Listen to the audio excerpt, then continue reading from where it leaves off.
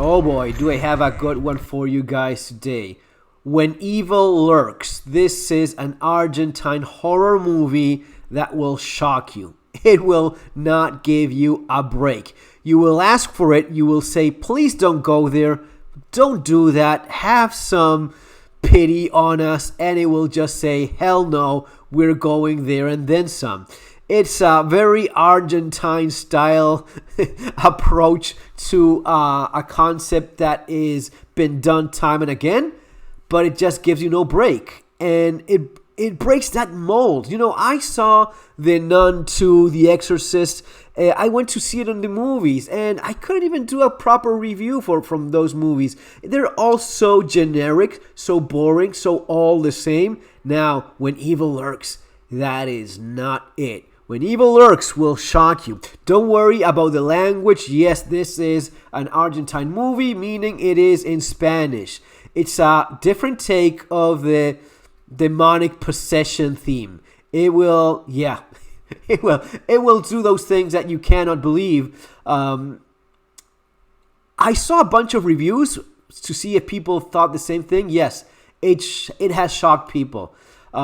It's maybe a bit rough at times. It's maybe a little bit hard on you if you are a little bit sensitive. Maybe this is not the movie for you, because that has to be said as well. But if you're looking for a horror movie that is original, that is different, that will certainly shock you, that goes to places where typical Hollywood movies dare not go.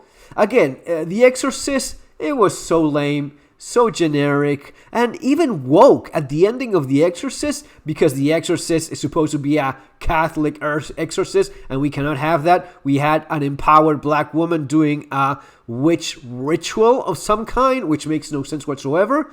But here, oh yeah, it is refreshing, really. Now, in terms of the folk, of the traditional Argentine thing, that people that are not familiar with it have been pleasantly surprised by. For us, for people from Argentina, this is the kind of thing we've grew up with. If you grew up in the country, or you're very familiar with it, like stuff like the evil light, lights that are seen on the field. And this is very Argentine, because Argentina is a big country. It's not as big as the United States, even though it's pretty big, but it's very underpopulated. So you have lots more land that is empty compared to the United States. The best comparison I can give you would be like the traditional, folklore of Appalachia, the kind of evil that lives in nature and that some of the locals are kind of familiar with and kind of know about. Well, the same thing, but South America. This is very classic Argentine folk in the country.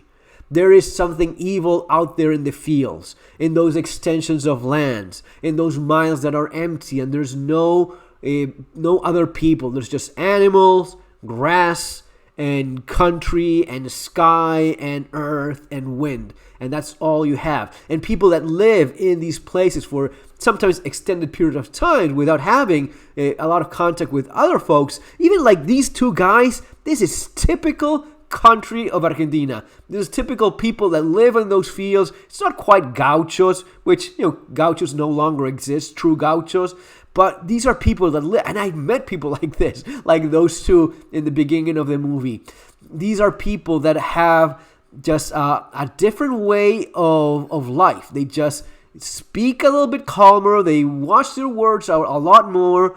These days you would call people more based, more conservative, but just people that are used to being in quiet places and not talking with other humans, sometimes for days or more.